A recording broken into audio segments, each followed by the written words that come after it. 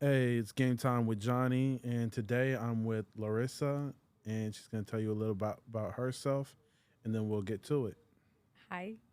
Well, my name is Larissa. I am an acupuncturist, massage therapist, city director of a holistic business network, part time hobby model.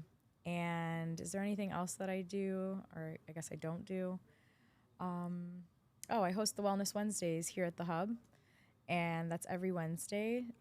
Just like office space reminder to have people take that 1 hour out of their week and dedicate to themselves. So that's pretty much what my background is. So I wanted to know a little bit more about who you are and what it is that you do. My name is Johnny Madden. I do casting, film production. I know a lot of people on Instagram. They follow me. They don't know, or they follow my business, I should say. They don't really know me per se, Okay. but this is just kind of like an intro to like learning the person behind the this podcast. I should say it's kind of like knowing the person that's behind the business. I feel like every business has to have a personality to it. I think nowadays, with social media, I think that's critical. But as far as credentials, I've worked with artists like Little Baby, Joyner Lucas, Skies, Lil Durk. Recently, I did a couple years ago. I did Cali and Channing track and field. Um, just a lot of just different artists throughout the industry, mainly the hip hop genre. Just got to Miami. Just been looking to work with just different people of like the international side. Have Haitian artists, Okay. Hispanic artists, things like that. You know what I'm saying? So, Awesome. And so, would you prefer international artists versus just the artists that come from here? I would say like just with the international artists, it's cool because they're a culture that you haven't seen. Because I don't know all cities you've ever been to, but every city is very different. You know what I'm saying? If you're in Atlanta, like I didn't really ever get R&B music videos like that. I mainly just got trap music. Mm-hmm. Like that's a good 99% of what I got. I might occasionally get like a country or rock like just randomly, Mm-hmm. but like then you go to LA, they got their rap music scene. They also got pop music is way more popular out there. New York is different, but I would say overall like I can't say it's better because I haven't really fully been to each and every city to really experience their culture, but I really like it because I feel like the international scene they really put their all into what they're trying to do. It's not like, oh well, maybe this might work out. Like all the artists that I really work with are like, hey, I'm gonna make this work as like a job, and my way out of whatever country, whatever tribulations that they're going through to really make it happen Yeah. instead of like, oh yeah, we just did this music video, but I don't think I'm gonna drop it. Like, no, they finna drop it. They're finna push, their culture, their influence, They and have like make a it whole happen. vision, a dream, and goals to get there, and you just are that stepping stone for them. Yeah, Okay. That's awesome. yeah. So yeah, that's the plan for everybody is just to be able to build everybody up and help everybody take that next step forward. Because I feel like if you do the right things, people are gonna bring you with them, and if they don't, then hey, it is what it is. You It is what it is. yeah, like I'm never gonna be that person to be like, oh well, you didn't, we did all this for you. Like at the end of the day, it's business. You know Yeah. what I'm saying? So if they decide like, hey, we rock out, we rock out. We don't. Okay, so this leads me to ask you one, how did you get into this? And who were your role models or maybe mentors during this time and process to building this business? It really, the business itself, I really didn't want my own agency. It Mm. was really, I was an artist at the time. I was shooting music videos, doing this, that, the third. And I was just like, yo, let me find a way to like network with different agencies, not agencies, with different labels and stuff like that. So I work for people and help them cast, do whatever. But then I found it's a lot harder to do that, Mm-hmm. you know? And it was just like one of them things like, Reality kind of hit. yeah, reality kind of hit like you're on somebody else's time, Yeah. you know? So I was just like, okay, well, I'll rewind it back and, just start my own. And so then I just, I started with a crew of like, it was like 25 girls. Mm-hmm. And now I would say just in my phone, I have 2,400 girls. Wow. So These are for like the casting models and stuff in that part of the yeah, business. Yeah. yeah, because I have a Miami crew, an Atlanta crew, a LA crew, and New York. And then, there's also like, some Smaller cities cities. like, yeah, I have like a small crew in Houston, a few girls in Charlotte, stuff like that. But yeah, that's kind of like how I got started. It mainly started out in Atlanta, then it kind of slid to Vegas. Mm-hmm. And then the next city I had a casting team in was New York, though. And then it went to LA. I built out an LA team. And then Miami was actually my last city that I actually started creating a team in. Nice. Well, they say you save the best for last, right? So. Yeah. Okay, and so now who would you say you look up to or role models in the industry, like if any, that are doing what you've done that you kind of feel like, okay, I could do that and then put my twist on it and make it my way or better? Mm, I mean, I don't know. I kind of like when I first started, I started working with Devin. Mm-hmm. He owns Casting Plug.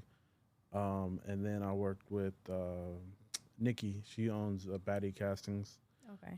At the time when I started, when I was working with Nikki, I was getting all her LA shoots because she didn't have girls in LA like I had girls in LA. So Mm-hmm. I was working with her, and then it kind of like fizzled out a little bit, but we're cool. You know what I'm saying? And then, later down the road, we started working on just other different stuff. And I was supposed to do a casting call at the club that she was managing at the time, but I ended up catching COVID, and that was that. Gotta love COVID. So you're Right. big on the collaboration and then opportunity. No burned bridges. Do you have anybody or any burnt bridges with what you've gone through? I And like, what mean, does that look like from the business perspective in terms of like, how does that part of the business, or do you handle something like that? Is it just like, all right, we just got to kind of cut ties and it is what it is? oh yeah, there's a lot of. I mean, I can't say. I would say I did 133 shoots last year, which wasn't a crazy number. I would say out of them shoots, I would say like 3, 4 artists owe me money, Wow. or personnel. Um, but you just kind of learn like, hey, they don't pay me back. I already made my money, but like, you just learn to move on from it. Like, like at the end of the day, I'm a mediator, you know, between the models and the clients Mm-hmm. to make sure. I mean, when obviously the client didn't pay me, I still paid out the girl, so I just took the L, you Okay. know. But I just learned you can't work with them. They try to come back around, you gotta be like, hey, You got this a tab. way, yeah, What's up? exactly. But also you gotta learn for yourself. Like it's a learning experience of okay, you can't do stuff on the like taking care of stuff on the back end. Now you just gotta take care of everything up front, or just that is what it is. Yeah, Like you can't be taking chances because it's like at the end of the day you gotta feed yourself with this. of course. So you can't be like, oh yeah, man, like I don't know, just it kind of gets crazy and repetitive at a point where you're putting yourself in vulnerable positions. So, Okay. but burnt bridges, barely any, Okay. honestly. Like even with the girls, like there might be, you know, their own little reasons and stuff, or usually before it even gets to that, like I'll just like not even entertain anything that they got going on. So sometimes it's never a fact of any confrontational. I just learned the passive part to where let's just not have them around for a minute. And then maybe at a later point in time, like, yo, we can conjoin and, just do whatever, work together or whatever, the case may be. But I don't really think I'm like just burning bridges. Like, nah, now if they did some dumb stuff, then You use wisdom. yeah, you Use gotta, wisdom. Yeah. you know, Okay, cool. So let's talk about the girls. Now, you said, I know you said how many you have on your phone, but like through your business, how many girls do you have? like, like what you mean, like Like in your, I guess in your network, is it like just the same amount that you're saying, like 2,300, 2,400, like yeah, that's girls ready not. to? So that's how many made it to my phone. That's what I was So asking. you still got the girls who are in group chats that came over from Instagram that I don't know them. Okay. You know what I'm But they saying? saw the opportunity, they were able to Yeah. join. So girls can one of your business ways is through Instagram where the girls can actually connect into the community through Instagram. Yeah, so what they have to do is if they're like if they're looking for employment opportunities and they go to the DM, if they don't DM right away, there should be like a frequently asked questions prompt, Okay. and it says how do I become a model, and they'll click it, and then they'll see the links to LA, Miami, New York, and Atlanta, Okay. and whatever city that they're in that they can apply for. Awesome. Typically with the booking, so let's just say you live in Atlanta and you join the Miami chat. Miami girls have priority for those shoots because when it comes to marketing or like reposting on social media, I want the Miami girls to show the other people in Miami like, hey, this is an agency that y'all can book through. I book through them and stuff It's like like the that. geometrics, of course. Like you obviously want to be geo targeting, if you will, Yeah, the same network. yeah. So Okay. Now, when they apply, is there a preference? Because this is like a huge thing for me. I'm like a natural girly. And I know that in the industry, there's so many different wide varieties of looks. So is it like BBL preferred, natural preferred, specific body types that you guys look for? Is this just solely dependent on the artist or the majority of work that you do? Is there a certain type that you're looking for? everything is based off the client. Okay. So if because you might let's say you have an artist, right? He's like, yo, I just want a girl with a BBL, da da da da. Cool. But then you might have a corporate client who be like, hey, I just want a natural looking girl, nothing crazy.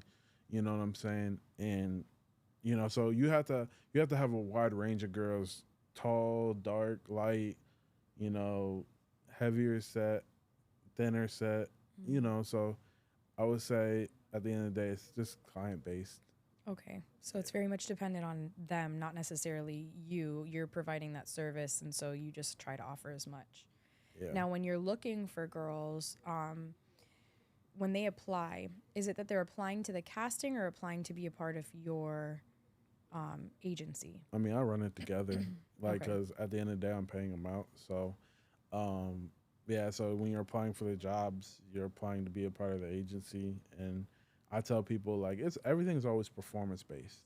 Like if you do a good job, the clients like you, they XYZ, they give good praise, then yeah, I'll keep booking you. Just show up on time, and the work will keep Get coming. it done. You Yeah. know, and there's like a misconception like if I book you once and I just avalanche of bookings gonna come your way. I still got so many people that are still trying to get booked. Like I think this one girl told me she been trying to get booked with my agency for like 9 months Wow. before she. Some people it's been years, I could say, and I've been casting for like 5 years. Hmm. So it's not like oh, this is my first year doing it. It's some people, I don't know. It's like it's a lot of just getting where you fit in. Okay. Like, you feel me? So So as a model, then, and sorry to cut you off, was like, is there preferences? Is there a reason because of the preference of like that client, or you just know what works based off of what they look like? So even before the client would tell you, you kind of already know, and based off of what you know, is now not, let's say, what the body looks like, but skin color. Does that ever play a role for the things that you're doing? skin tones do, because let's just say you're dealing with Haitian artists, right? Mm-hmm. The majority of the ones that I worked with, they're typically not gonna book a Caucasian girl. Mm-hmm. You know what I'm saying? Most clients know what they want to a degree. Some people they might be like, "Oh, I want this type of girl," but then you still like, I'll still try to send in a variety, just so that They they have can an kind of option. yeah, like they Okay. they got more options, or they might see something that oh yeah, this catches my eye. We'll just go with her instead of the original proposed Oh, okay. idea of using this type of girl. Okay.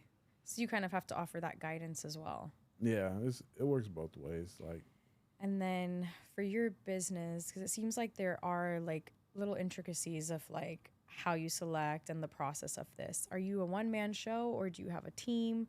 What does your business organization in terms of the service that you provide look like? so, just like with the casting. certain things is like just me. Mm. Um, and then other times, like I have like certain clients, like YouTubers and people like that. I have one client, he's booked over 500 girls. Wow. So we use a team of people to book when he or she may come around. You know what I'm saying? Because To need such a high volume of yeah, it's a people. high volume. Like you guys are posting content every day, and that's yeah, they're yeah, and we've been working together. We skipped 2 months, but we've been working together a year and a half. Okay. And so now, like, walk me through like your day to day. Is every day look different, or is there like a routine that you kind of stick to when you're like in grind mode, where you're like, all right, I gotta wake up. I have like a regimen, and then the way that it works is like I'm hopping on calls all day. Like, what does that day experience as this business owner look like for you? There really is no day to day plan. It comes as it goes. Yeah. Um, Okay. I would say when I wake up, check the email, check my phone to see if anybody called me because I'll get calls at 3 o'clock in the morning, 4 o'clock in the morning, like, hey, we need models for this day, time, you know. And then what we'll do is if I know, hey, I don't have a shoot today, we're gonna start working on business stuff like outreach for new clients and um, just kind of keeping in touch with directors I may have worked with or want to work with. I think that's a critical thing that Being every relevant. business, Yeah. every business should do. Like always reach out to your clients, and it doesn't have to be on, hey yo, when we gonna work again, and be like, hey yo, what you got going on, because along with casting, I do BTS photography. I catch videos for production, so they can have something to post on their own social media and things like that. Mm-hmm. Um, So just keeping that relationship yeah, always and keeping the being relevant. relationship. And also, you got to call people to make sure they didn't change their number either. That's another thing. When you got so many people like in your phone, I think my total list is like, I think I crossed 2,600. I don't know if I'm at 27. Wow. So, you know, there's certain people that you just want to like keep Keep in it contact organized and with. contact. Yeah. So how do you, with the messaging or when you reach out or when you're doing this, like, let me kind of scout or see opportunities, do you have something where you approach it systematically with like a draft? Or is it just, no, I hop on the phone and whatever we're talking about, we're talking about? Does that make sense? Like, Oh, so you're talking about when I'm pulling in clients and yeah. stuff? So pretty much with the pulling in clients and stuff, it depends upon where I find them at, Okay. or if they reach out to me. Like I had got Top Rank Boxing, they reached out to me, and it was just mainly a thing of they found me, we made it happen, and went from there. Okay. If it's like a social media thing, I'll look at their social media and be like, oh, I want to work with these people. I really like what they got going on. I like the quality of work that they put out, and just hopefully like their business ethics, match that. Align. Okay. And speaking of business ethics, like, do you have any core values or principles for you and like your team of like what you guys kind of have an expectation set or tone?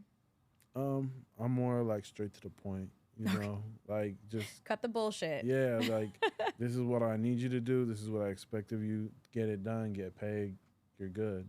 Like you know what I'm saying, and Stand on business. yeah, That's it. Let's just make our and money and get out of here. and just with the girls, like if you're working with my clients, you know what I'm saying, don't be trying to solicit other services and things like that to them. Have some You know, respect. Yeah. yeah, like why you're in this position and respect that, because at the end of the day, like people will do stuff that'll get them removed from a situation and then wonder why, like, oh, I've been trying to book with you and you're not reaching out or nothing, and it's like Kind of I'm not gonna respect the opportunity you gave them. yeah, like, and I'm never gonna message them back. I just like let that be.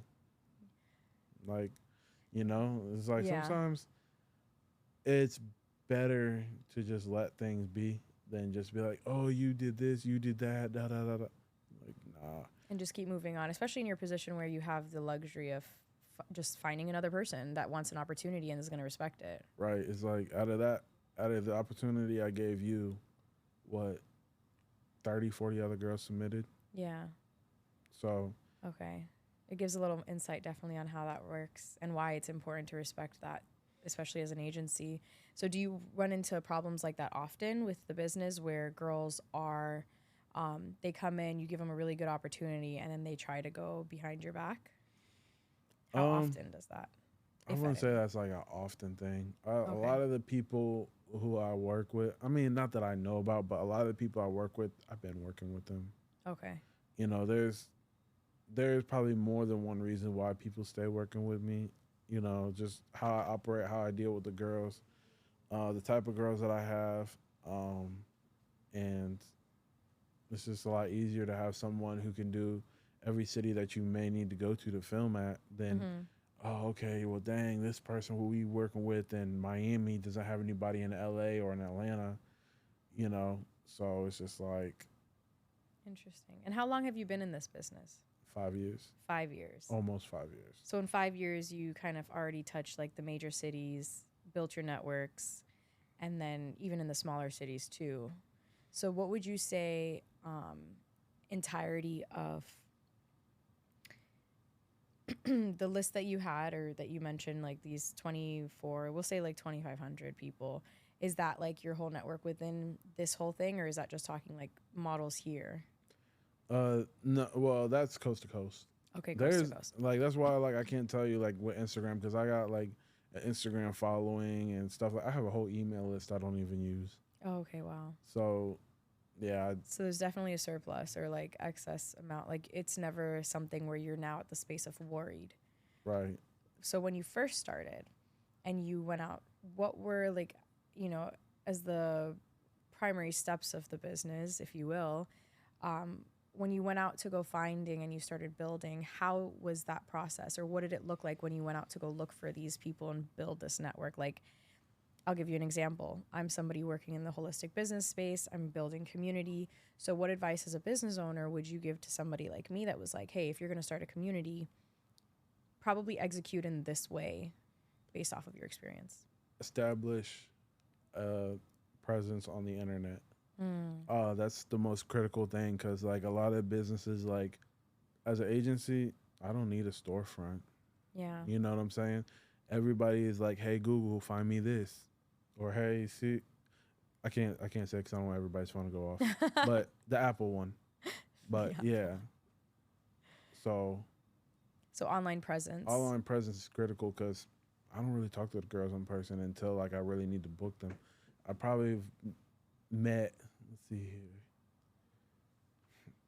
And it wasn't like related to a music video or on production. Probably like 5 girls in person. Like, hey yo, I'm Johnny Madd3n, and I run GameTime models.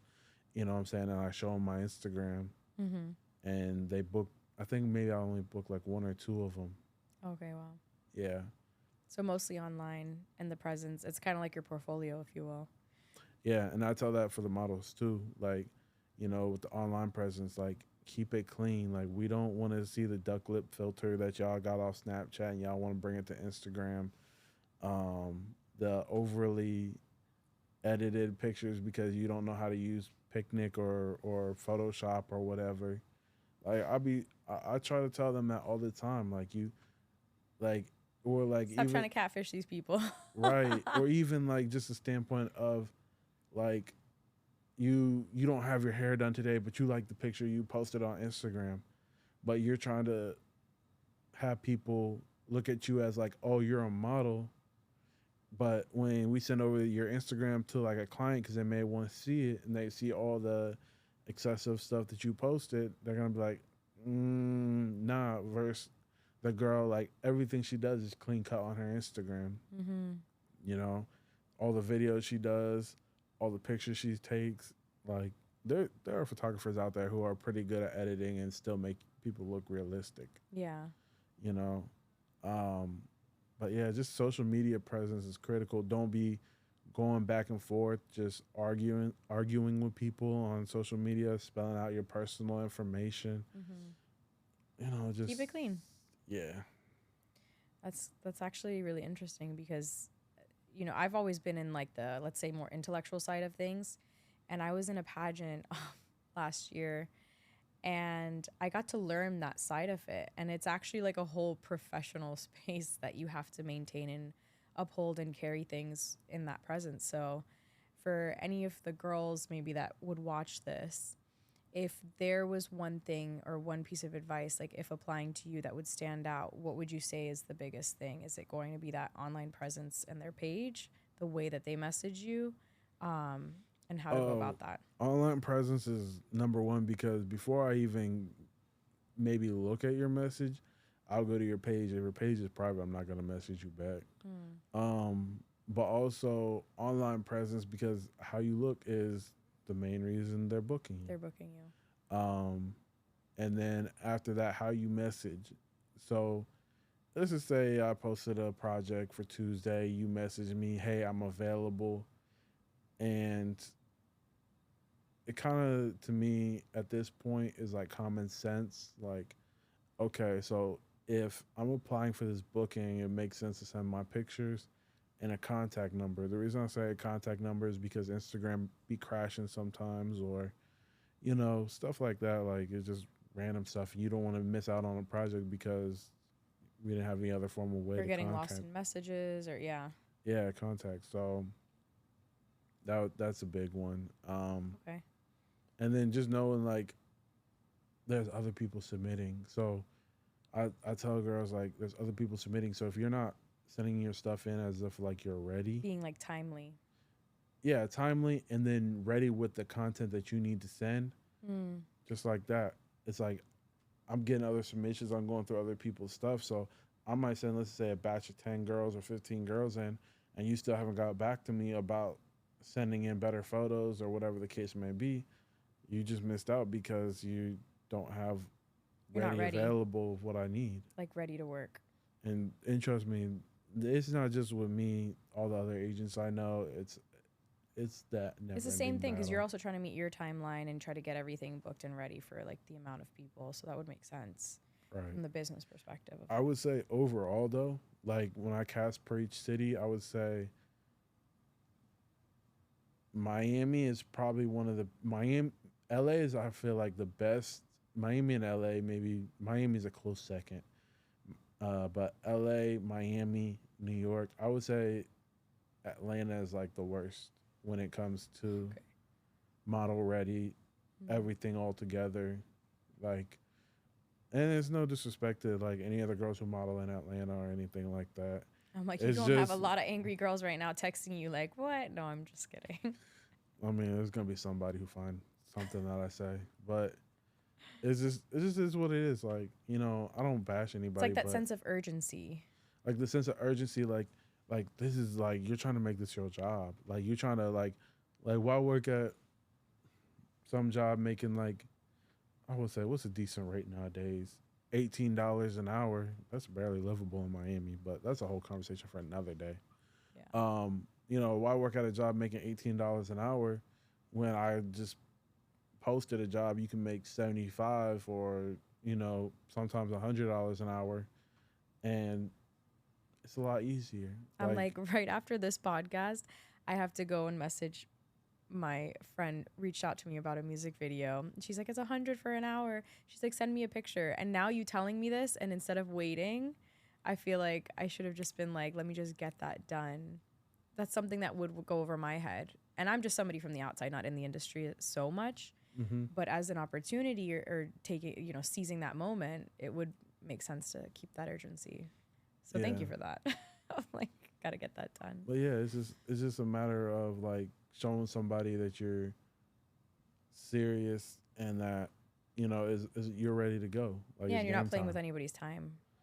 Yeah. So, but yeah, overall, like there's, I forgot what I was about to say.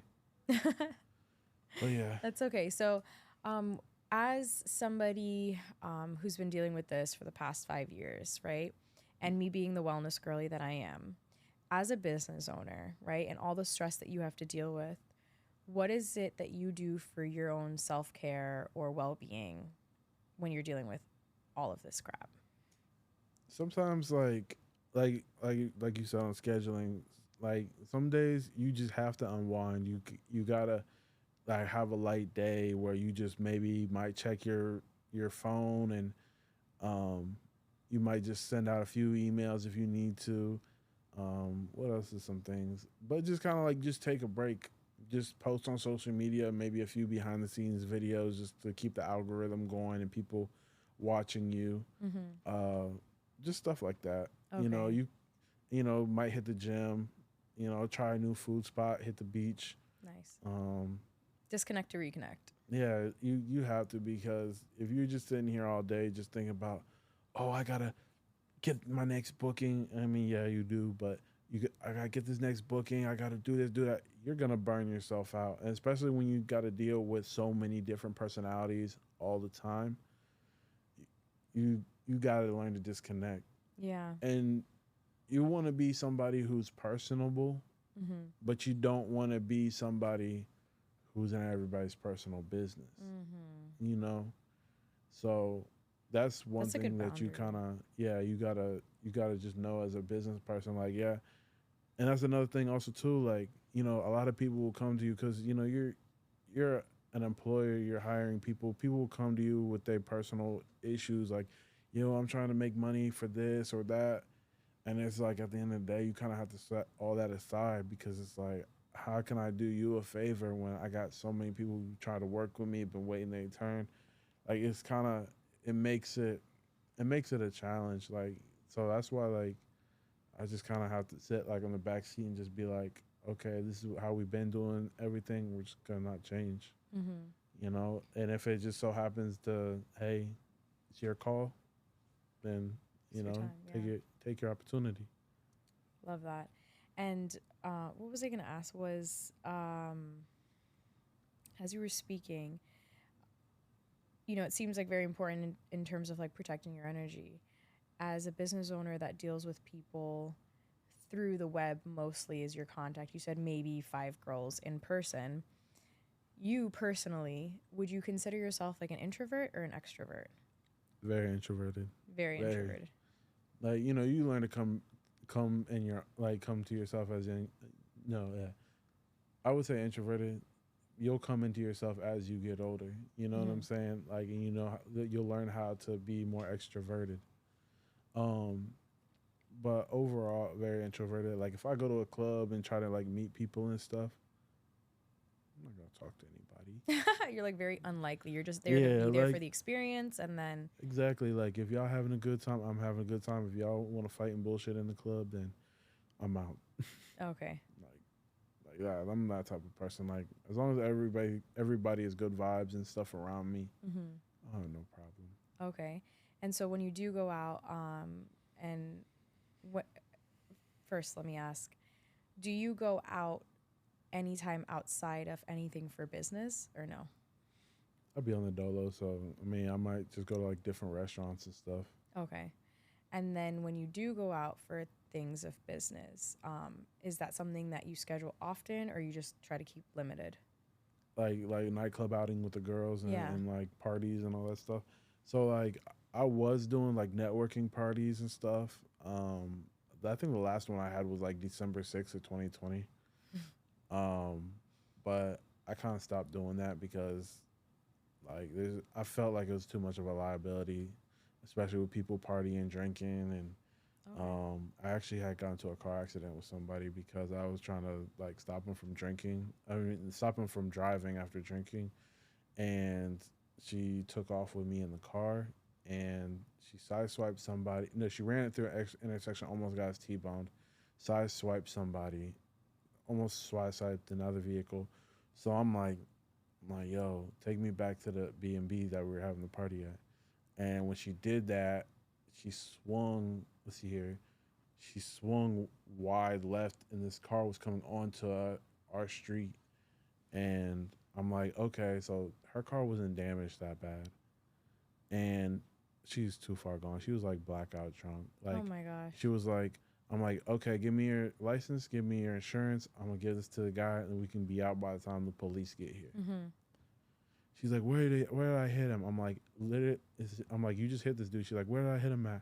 I'm like, you don't see that you just hit this dude? He's like, no, prove where I hit him. I'm like, you smashed in the whole left side of his car. What you mean? Like, Yeah. Okay. So that would make sense. Liabilities on that exactly. And too risky. that's why I That was don't. God's note right there. Good job. You used wisdom. I love that. And the crazy part is the person we hit was a videographer. That's crazy. Yeah, so but no, I don't think we ended up working. But he was cool. Like he was mad cool during like the whole situation.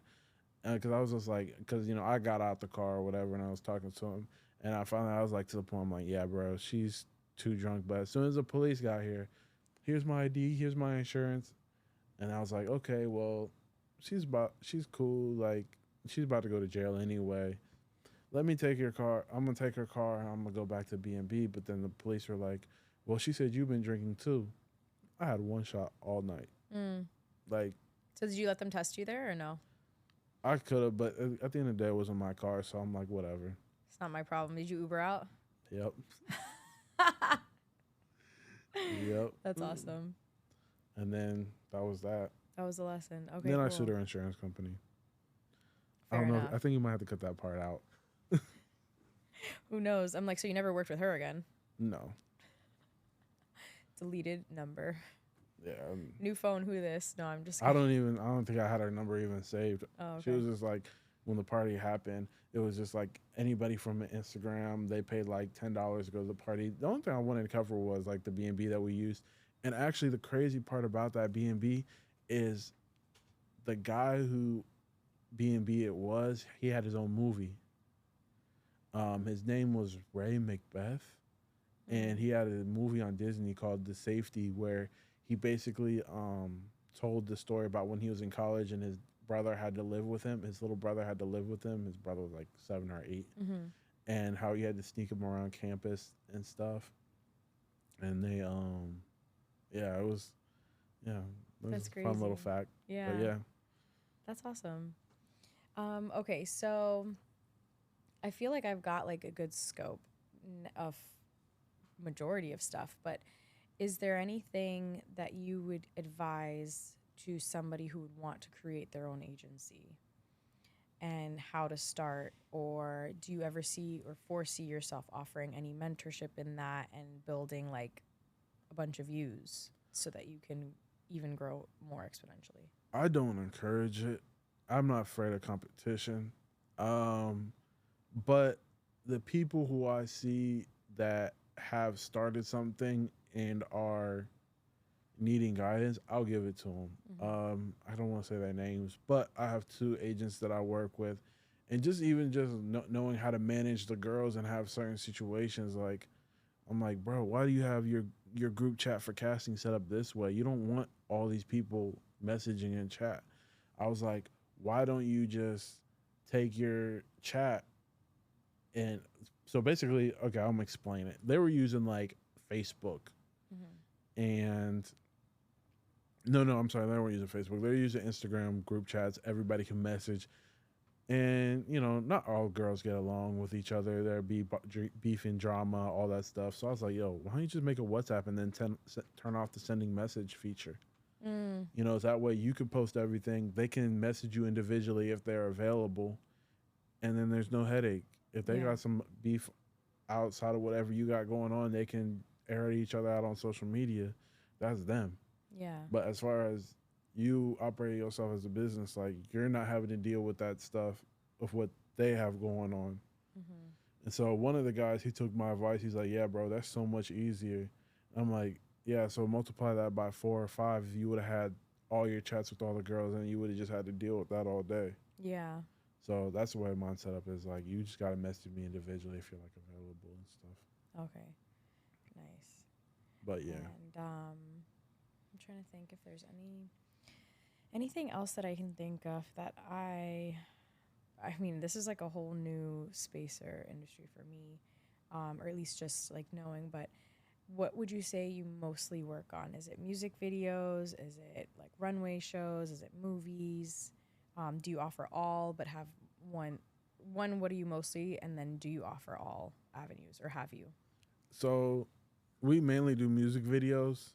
I want to get into fashion runway. Like Miami Fashion Week was just came up. Mm-hmm. Um, I wanted to do Art Basel this year. I want to see if I can find a way that I can get girls booked for Art Basel. So I really want to do everything because I got girls and male actors, and I also have some kid actors too.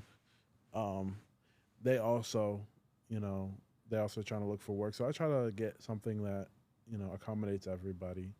Okay. I've done short films, feature films. Let's see here. I've done commercial.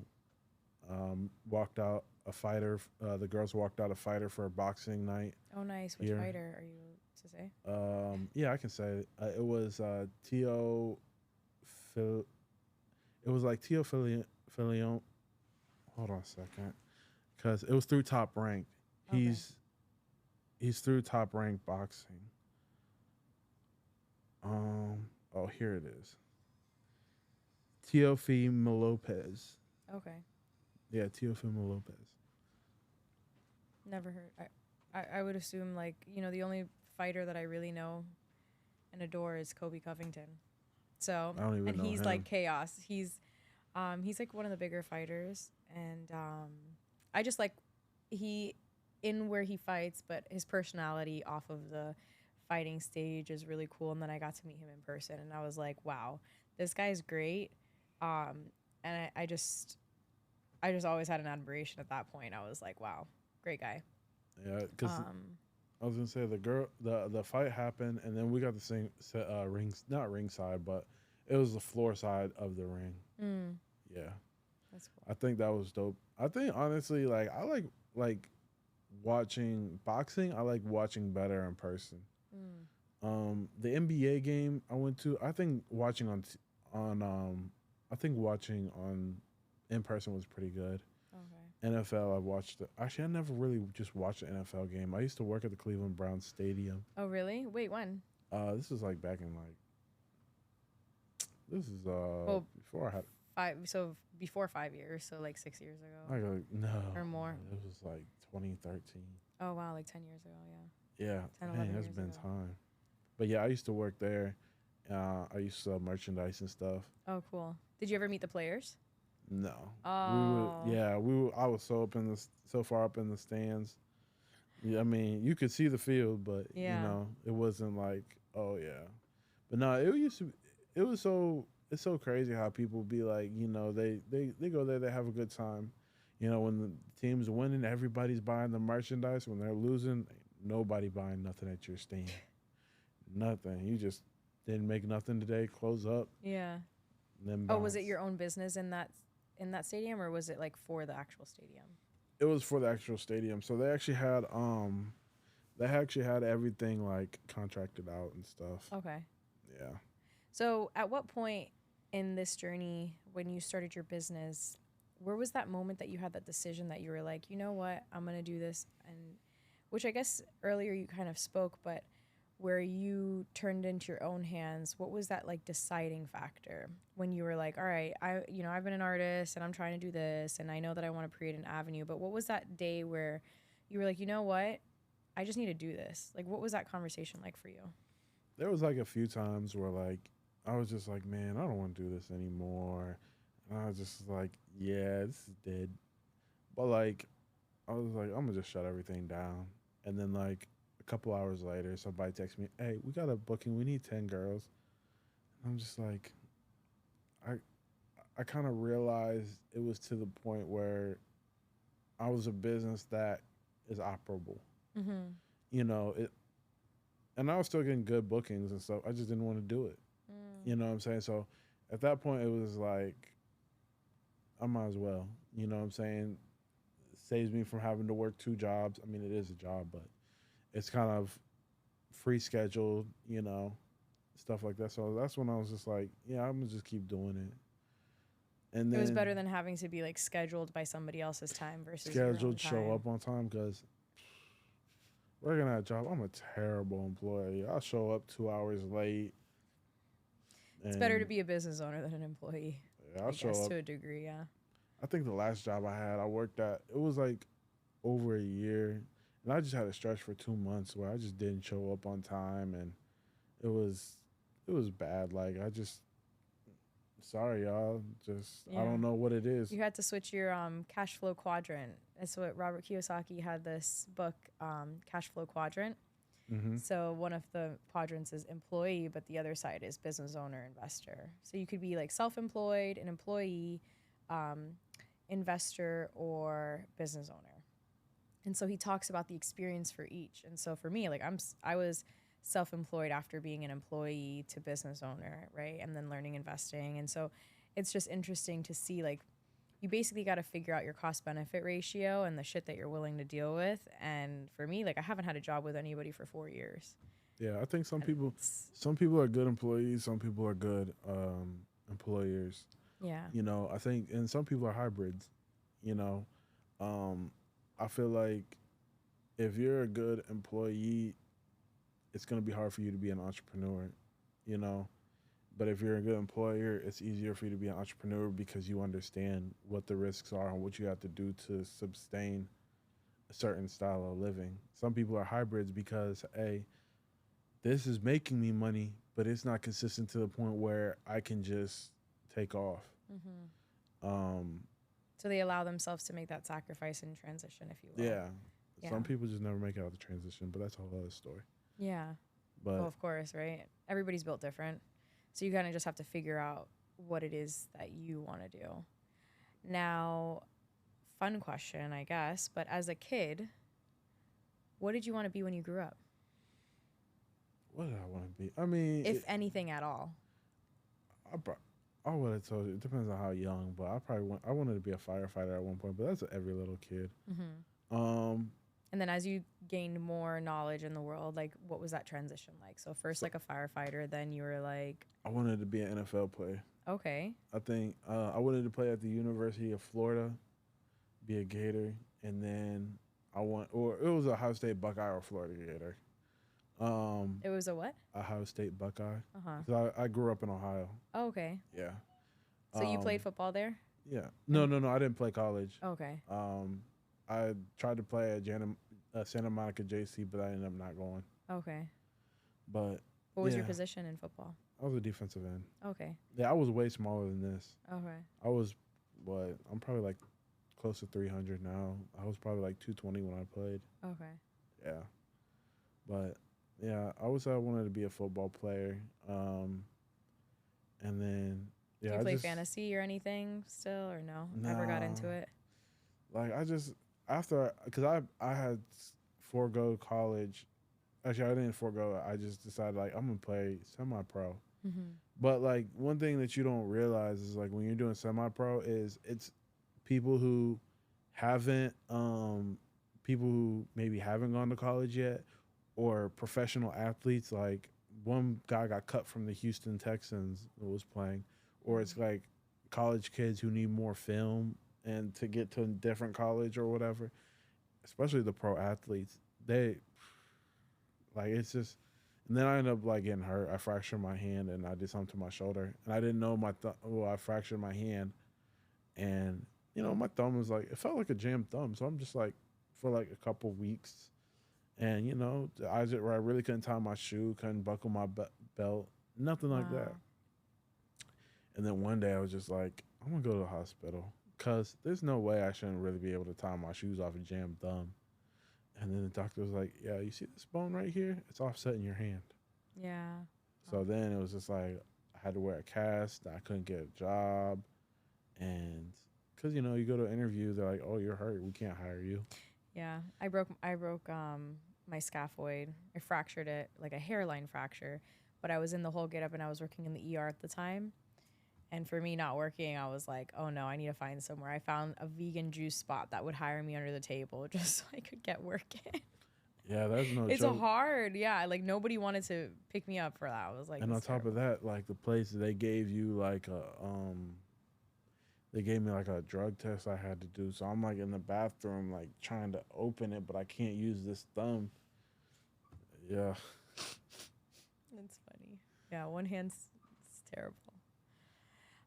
Okay, so you wanted to be a firefighter, then you were doing football, and then you ended up finding all these jobs and then finding this opportunity, you seized the moment once you saw like the leverage, I guess, if you will, within the Hmm. space you were in. What got you into, you said you mentioned that you were an artist yourself or that you were doing music as well? Yeah, so I was an artist when I moved to, I started like being an artist when I moved to Atlanta. Okay. You know, I record here and there. This is like 2016.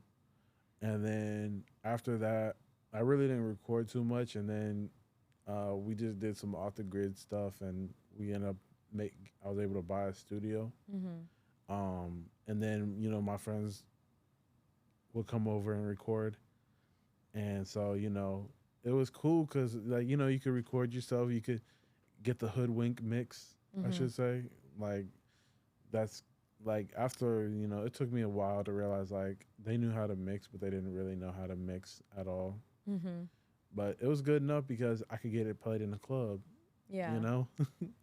So, but yeah, that was I would say 2018 is like when I really started recording, and then let's see here, because I made that song Johnny Madd in 2018, and then 2019, and I would say I didn't.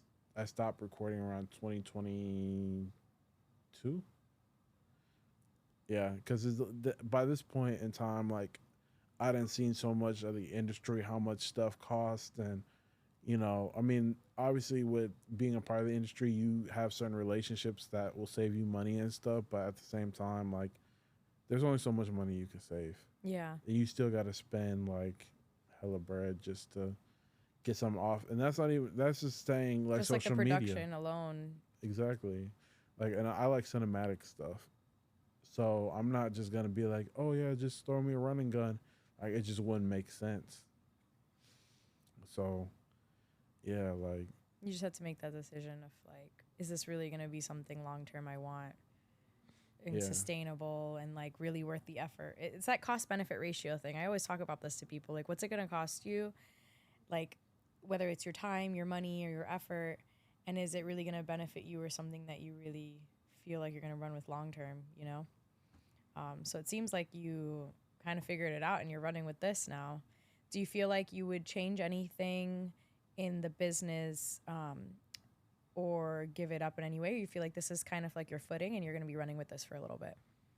I feel like it's the footing I'm gonna run with. I think I want to get to the point where I think we're talking off camera, but we're talking about like adding a sales team and stuff like that to really bring in more projects, higher volume. We'll be working with way more models, actors. So Uh, scaling the whole yeah, business, basically. just a lot of scaling and stuff. Okay. Honestly, I think at the end of the year, I'm gonna set it up to where I can do my first game time commercial. Cause I have like hella behind the scenes, I can post that stuff. But I want a real commercial, like, Yeah. oh, this is a real company, and I want to be like those girls that are on this ad, or you know, that's on TV or Hulu or you know wherever it gets distributed to. Of course. So I want to have that like the realistic side, but also like, oh, I want to be that when I grow up. I want to be like Hmm. them people. So this is kind of something where, you know, typically, you know, boys and girls, they're not like exposed to an avenue directly. Like if there was a commercial on the TV to be like, hey, if you want to be a model or something. Like I know there's like the John Casablancas thing, or like if you want to be on Disney or these shows, or you hear that on the radio, but there's not really ever anything that would put it in person. Do you see yourself like commercials like on the TV? So like basically it's open to like anybody that wants to try out, or is it still within the space or industry of like, well, if it's on Instagram and you hear about it, or these chat rooms or communities? I mean, eventually I want to get into radio promo, TV promo. Obviously, like everything's got a budget, so it's gotta make sense. Okay. You know, you don't really see too many like modeling agencies just like, oh yeah, on CBS we just saw Yeah, that's what I X was Y Z. saying. Yeah. But I think if I put my mind to it, I can get it done. Okay. So Yeah. you're trying to go to the top with it. Okay. I Awesome. mean, I love that. I was gonna say, if you're not gonna go big, then Go home. yeah. Well, thank you so much for answering my questions. That was really good. It was a fun time. Is there anything that you have for me that you want to ask, or I mean, we could just pretty much like wrap it up and you know. I think it's a wrap for right now because Okay. we gotta save content for the next show. Yeah, because I could keep going. All right. All right. Well, thanks for having me.